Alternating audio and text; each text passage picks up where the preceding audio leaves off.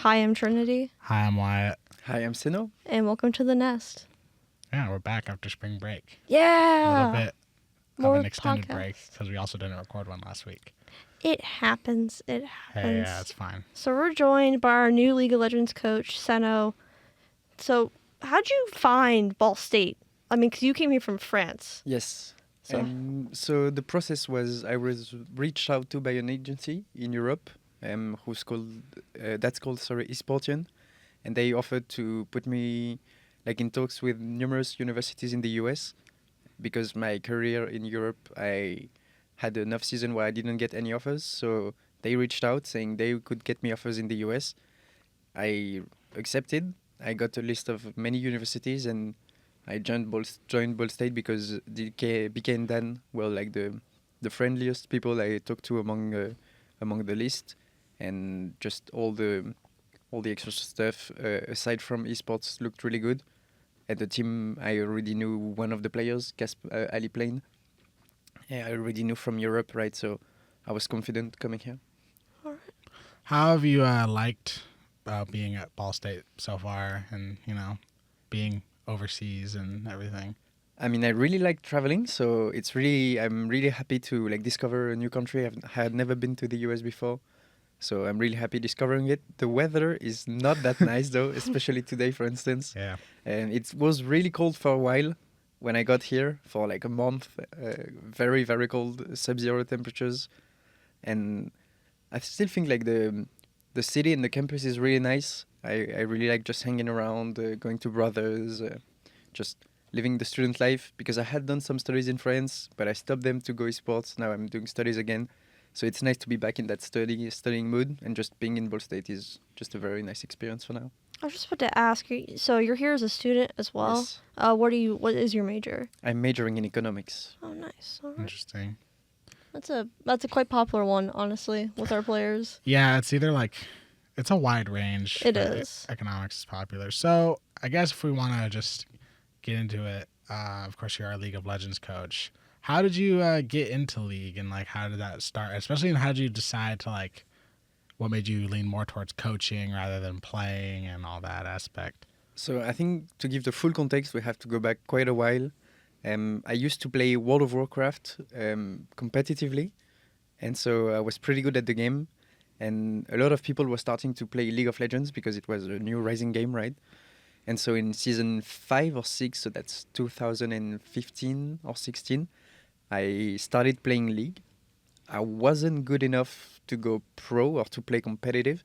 I was decent. I picked Diamond 5, which at the time was still top 1%, I think. So that's still pretty good, but not good enough to make a career out of it. And I was really interested by the theory part of the game.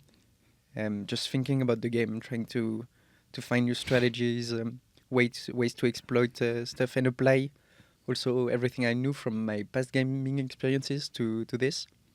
And so I started doing some coaching for amateur teams in France. It went pretty well, and then I got offers in Italian second div, so tier 2 in Italy. That went really well, and then it snowballed into France tier 2, UK tier 1, France tier 1 as well. So, what mindset do you have when you're coaching? Because I know you have that notebook you always have. I think Casper's commented a lot. What all notebook. goes into it when you're coaching our team?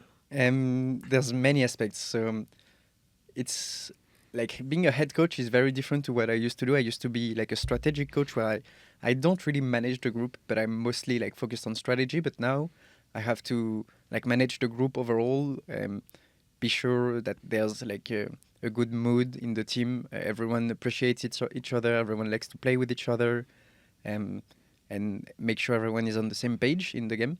So it started with getting everybody to the same basis at the start of the season, to be able to work something on something from the same basis for everyone, and not have someone lacking behind or someone way ahead. And it's a lot of strategy. It's what I like to put my mind into. It's thinking about how to exploit our strength and the opponent's weaknesses. So that's what is in my notebook. It's what we're doing good in the game, what we are doing not so good, how to improve what we're not doing great, and how to keep doing what we're doing good, and how to like just what I like to call put in second gear. Like when you're doing something good, keep doing it even more, because if you're really good at something, it becomes impossible almost for your opponent to play against it. So as a coach, I know we talked a little bit about this with BK, who is our Rocket League coach / assistant director. He kind of talked about how he's not really doing a lot of teaching. He's more of a motivator and maybe a strategist. Would you consider that the same thing, or do you find yourself maybe doing a little bit of teaching? Because of course we do have, pretty high-ranked, high-level players here, but there's always stuff you could learn, I guess. I think, yeah, in League, you can always improve quite a lot in the theory of it. So I would kind of still call myself a teacher. I'm for sure a motivator and like a strategist, but I think there's a big teaching aspect to it, where compared to the teams I used to coach before, there's a lot of aspects of the game that are not completely understood by the players or not even known sometimes. So that's a lot of stuff that used to be stuff I didn't even need to talk about, that now I have to talk about and explain and make sure they understand, because you can't only just replicate things, you need to understand them, right? Because otherwise the moment something goes wrong, you're completely lost.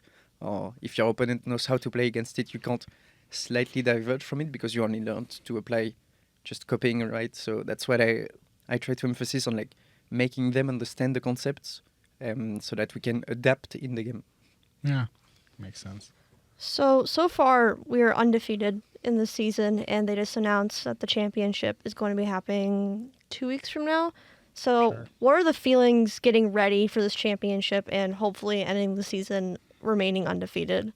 It was a bit of the objective at the start of the season. We rounded up together and like discussed what our objectives were, and the objective was to go undefeated in the season, because I think we have the capacity to do it, and we're proving it for now, so that's pretty good. So the objective for the championship is to keep that trend going, to go there with the same winning mentality. We like to say we're going to war. When we play a game, we're going to just like defeat everyone, and there's no other option. So we're looking to do the same thing at the LAN and to win the championship. I'm not saying we're not going to drop a single game. We've dropped 2 games, I think, since the start of the season, and it's fine if we drop games as long as we don't drop matches, right? That's the most important part. But yeah, we're going with the winning mentality, and we're ready to win. All right. On a less serious note, I used to want to keep asking people this, and we've had people where it doesn't make as much sense to ask it because their gamer tags are literally like, how did BK get his gamer tag? You'll never guess. You'll never believe How did Lucky Lucas get his gamer tag? You'll never. So I like to ask people, what is the origin story behind your gamer tag? Which yours is Seno, of course. Which I actually had to ask you if it was your real name because I didn't know. I've only ever called you Seno. No, it's not my real name, though. Everyone calls me Seno because it's a lot easier for English speakers to say than Tanguy, which is my normal name, right? But Seno comes from World of Warcraft again. So I started playing WoW when I was 8 years old, I think. And I was playing with my cousins, and my cousins had characters called Senomars, and many like variations from it, because usually in WoW you don't have just one character, you have like 10 maybe. And so they would have like Senomars, Senomin, or whatever. And I got given one of those characters, so I played under the name Senomars for a while. And then when I like took my flew away from the flock, right, when I started playing on my own, I just shortened it because it was really hard for English people to because my family name is Tanguy de Saint-Mars with an S at the end, but usually people say de Saint-Mars with like they say the S, but in French you don't usually say it. And so it was the same with my name, right? They would say Senomars where it's Senomars. And so I just shortened it so the issue doesn't happen anymore. And so from Senomars, it became Seno. Interesting. That's an interesting one. A lot of people, it does come from like a game that they played or something like that. So, yeah. If you had to make the league, like the red roster, play World of Warcraft, how well do you think they will do? I mean, I think some players have played that game before. I also think a lot of concepts transfer over. It depends what you're playing in WoW, right? If you're doing like player versus environment, I think they wouldn't do too great. If we were doing arena or like PvP stuff, I think they would honestly do good. You'd need a few hours, obviously, to like learn the classes and stuff, because there's a lot of spells. You come from League where you have 4 spells per champion, and you play a class that has like 25 spells. So there's a lot of learning to do, but I honestly think they do pretty well. A lot of concepts carry over, and it's just like any PvP game. If you've played a PvP game before, you will quickly understand how to play this. I guess while we're talking about other games, are there what other games besides League and I guess World of Warcraft that you play, on your spare time, or I guess if you do take any other games as seriously as you do League? I really enjoy sim racing. Oh yeah, I knew that. It's a hidden hobby of mine. I did a lot of racing back in France, and since I can't race anymore, sim racing is my like way to still experience it, right? And I really enjoy just driving on the sim here from time to time. I really enjoy CSGO, or CS2 now, I guess, but I used to play CSGO quite a lot with some friends in high school. I obviously had my Minecraft phase as well, where I would just play the game endlessly, play some UHC, Ultra Hardcore, some Hunger Games as well. Like, this game was completely lit in its prime. And I played a lot of Star Wars Battlefront 2. I don't know if you played. Yeah. I've played So the OG one and the new one. The new one is pretty good, but the OG one isn't the undefeated. OG one is better, yeah. Yeah, It's a goated game. that is. I don't think I ever left the Minecraft phase. I'm still there, but you know what? Yeah, sim racing. Gosh, we could talk about racing for a while if we got into that. Yes, So Yeah. we could. I'll let you bring something up, Jen. Okay. Wow. So, coming into the program, is there anything that kind of surprised you, either about Ball State as a whole or our program as a whole? Like any kind of surprises? I was kind of surprised about how implemented it is into the school and how supported it is, because you have stuff like this in Europe and France, but it's usually like a club team and there's no real support. Like, they just play their game on their free time. We don't have any facilities. We don't have anything like this. So I was kind of surprised first. I knew the facilities because I had a virtual tour before coming, right? But still walking into the room and seeing everything is a different feeling, and seeing how big it is. I was pleasantly surprised, I would say. And I would also say I don't want to make stereotypes, but the American way of doing things compared to the European. In Europe, everything is a lot more blunt. You say things instantly, and here I feel like you have to take it slow. Always be nice, which I guess it's a good thing, because now that I've been doing it for a while, I see why it works. But it was something I was quite surprised by at the start. Yeah. Well, I want to get into racing. F1 started. Did you watch the first? Yes, I did. You watched Australia? Yeah. What was your thoughts on that race? I mean, the racing is interesting, cool to look at, but also not that great. Yeah, that was my thought as well. Leclerc described it very well, saying it's like the mushroom in Mario Kart. If you're behind, if you're P2, for instance, you can just pass. The opponent cannot, the driver in front cannot do anything to block you. You will have just 40 kilometers advantage per hour, right? And the battery is emptied in 200 meters. I'm not a fan of the regulations. Yeah, me neither. That was my when the race first started, and they were George Russell and Charles Leclerc were passing each other. I was like, whoa, this is awesome. And then I immediately realized what was happening. I was like, oh, they're just trading battery. Basically that's what's happening. It's Charles used his battery, get past, save for a little bit, and then George would use his to get back past. I was like, oh, this is what's happening now. And then I was like, okay. And then also, as I'm a Max Verstappen fan, but I also got a little bit of a Ferrari fan in me as well.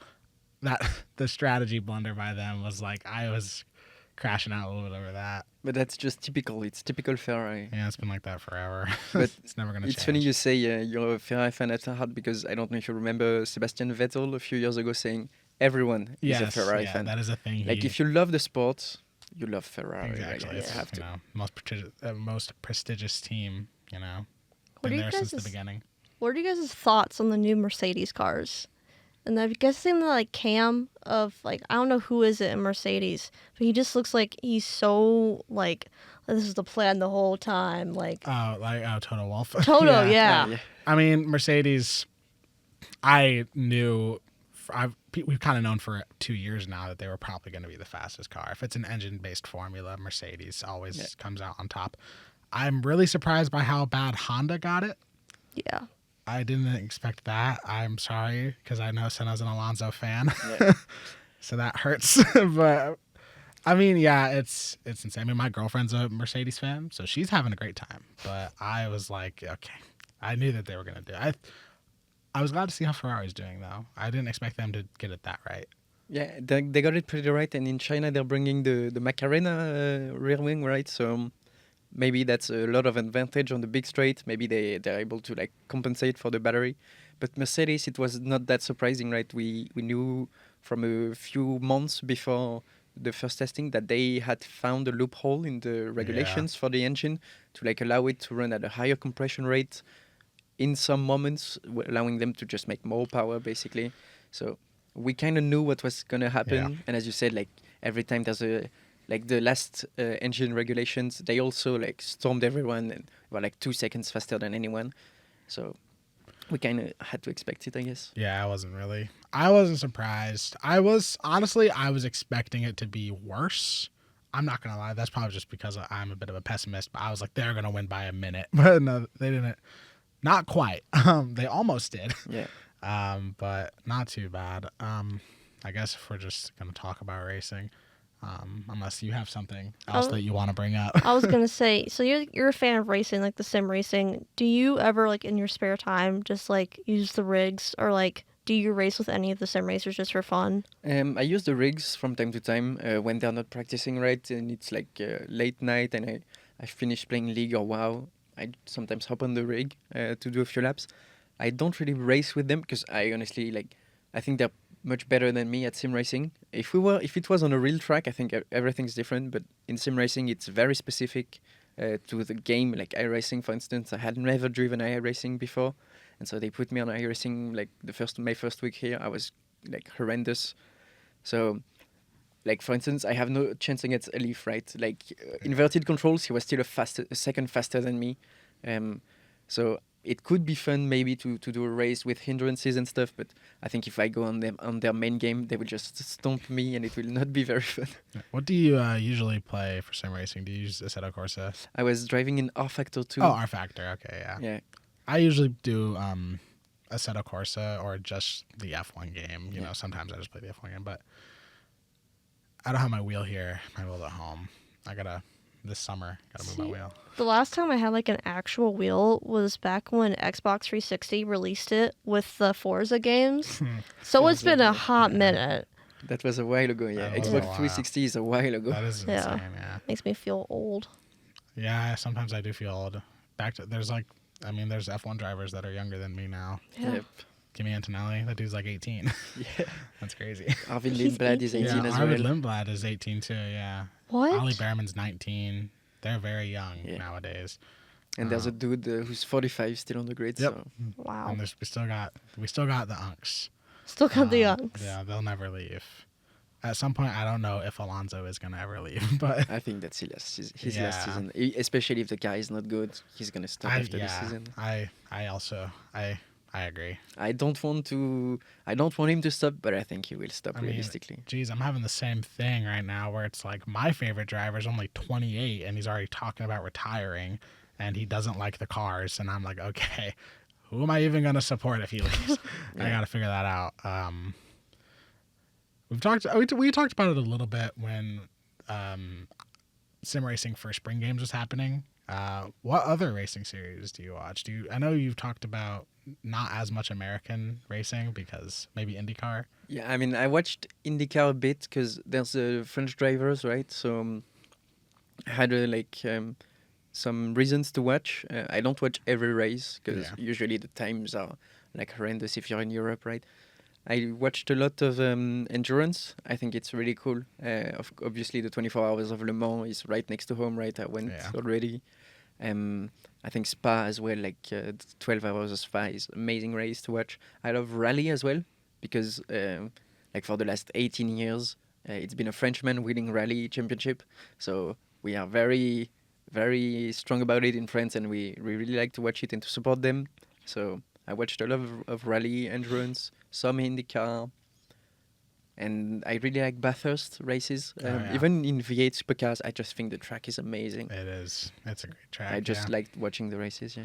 Yeah, that's fair. I've always wanted to get into endurance racing, but I've never gotten past just watching the big races like Daytona and Le Mans and stuff like that. Maybe one day. Yeah. Do you think you'll be going to Indy 500 this year? Not this year, I think, because I have stuff to do back home when I get when the semester ends. But I'm here for 4 years, right? I will probably go maybe once or twice. I already had some people offer me to come with them, so I am very interested because even though we like to joke about it in Europe and it's like only turning left for 200 miles, it's still like probably an amazing experience to witness. Like they're going like 200, 300 miles per hour, right? Like these guys are completely nuts. So I think it must be very fun to watch, and I plan on going, not this year though. Okay. I'm going this year. Yeah. Yeah, it's my first 500. It's not my first IndyCar race, but it's my first 500. Nice. The one I went to last year was the road course at IMS, which, that was cool to see. Maybe we could pivot off of racing now. I knew we would get into it, and it would take take a while. It happens. Hey, so that's the point. starting, I think like last year, towards the end and this semester, I've seen you at Starbucks a lot. What is your Starbucks order? Because I'm always curious on what it is. All right, this is Okay, what we're getting. my Starbucks order is coffee frappuccino Okay. with almond milk, no whipped cream, and 3 extra shots of espresso. Okay. I wish I liked coffee. I'm addicted to coffee. You shouldn't people start are. liking it. I know. Some people, I get why people like it, I guess. I have the energy drink problem. Coffee probably better. It is probably better. Yeah. What do you order at Starbucks though? I get a green tea lemonade Okay. That's because fair. I'm basic. I just get that. When I do go to Starbucks, I get a hot chocolate. Based, Alif gets a hot chocolate as Yeah. well. He gets some. If you like hot chocolate, he gets a cookie mocha frappuccino. He made me try it. That's way too much chocolate for me. Yeah. Imagine, I get hot chocolate. Have you been to the coffee place in the library? Yeah, I have. Their warm coffee is really good. For cold coffees, I still go to Starbucks, even though it's like twice the price. I still think it's better. But for warm coffee, I think the library one is really nice, and the people are really nice as well. Yeah. So it's really cool. Yeah, I've had their hot chocolate, but I've also had their chai tea because that's my girlfriend's order, which I think that would be what I would get at other places if I got something because I could tolerate that, but I still tasted just like a little bit of the whatever they put in there. I don't know. In what? Her chai tea. Probably tasted like because it was like it's a chai tea latte. Yeah. Okay. Like, yeah, Do they actually? Sorry, I used to work at Starbucks. Like, I know how they make the drinks. Do they put like the tea bag in there, or is it the actual like? Is it like chai? Yeah, I have no idea. Okay. I don't know. Am I okay? I'm a bit nerdy about that stuff. I mean, hey, if you worked at Starbucks, Yeah, people are nerdy about where they used to work. the mocha is like pure like chocolate. It's like it smells like brownie batter when they make it. I'm like, that's Sounds I- awesome. I like it chocolate. smells great, but sometimes it could be too much if you Yeah. mix it with a lot more stuff. Yeah. Oh my Well, goodness. How bad is it if like when I show up to Starbucks, they don't even ask for my order, they just remember it? It's not bad. Okay. We always when people come up a lot, we're like, oh, that's awesome. Like, thank you for coming back. it's okay. There's a person at the campus Taco Bell who knows my name. Yeah. Walks in there, he's like, "Hey, I don't have to tell him my name after my order." That's Yeah. low-key how I started working at Starbucks. I was like, I'm here a lot. I should just work here and help you guys. And Might as well make some money. I from mean, it. why not? And then I learned all their secrets. all the secrets. quit. All the secrets of Starbucks. And then you should write a book. I All should. the Yeah. Starbucks secrets. The secret of Starbucks. Get sued. Get sued for their pastime. Yeah, 'cause it worked out sometimes though, because sometimes they'll order too much product, and there was one day where, do you know the Rice Krispie treats they sell? I had 2 whole boxes of them, and I just dropped them off in the Esports Center, and like, go nuts! Like, you can have some food, and they loved it.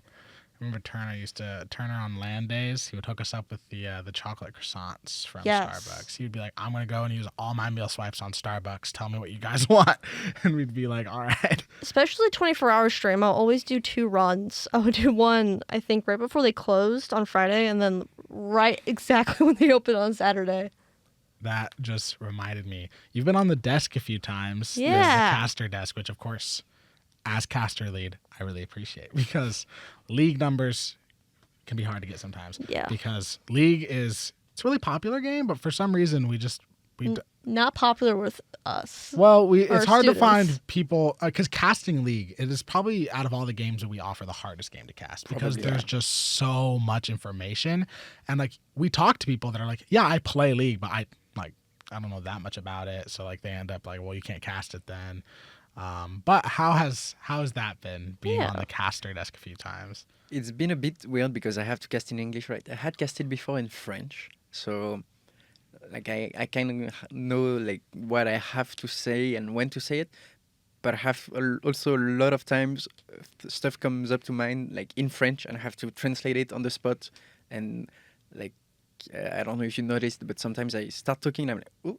And I know, like, I was going to say something in French, and everyone in chat was going to be like, question mark, like, what is this guy saying? So it's really fun. I really appreciate casting with the people I casted with. I think I casted with Salem and Lucas, probably. Lucas, yeah, and Lucas. And it was really fun. They're both like very into it. You can see that they really enjoy it, right? And I think that's really great for the viewers and for the other person casting. And I'm just trying to bring like some expertise, I guess, like some analysis, to like help the people watching who don't necessarily know it try to understand what's going on. Yeah, that is what I wish we could always have, because sometimes in like pro sports they have a third, which we've done it before. They have a third person there who offers even more in-depth analysis. We did it once with Overwatch. I know it was we me, used Lucas, to and do it a someone lot else. more. If like, yeah, getting people who like consistently know that much, it just offers so much more. Like color commentary becomes like true color commentary when the color commentary is the League of Legends coach. They know quite a lot about League. That's why I wish we could like clone Lucas so we could make him do Overwatch play-by-play and color at the same time. Yes. That'd be awesome. I gotta say, we love having you on the desk, like, especially like, 'cause you're coaching at the same time as casting, which is very impressive. But like, there'll be moments where you're watching and you just write stuff down, like, oh, something went wrong. They need to change something. Yeah. So you write it down, it's just like, oh, what they do.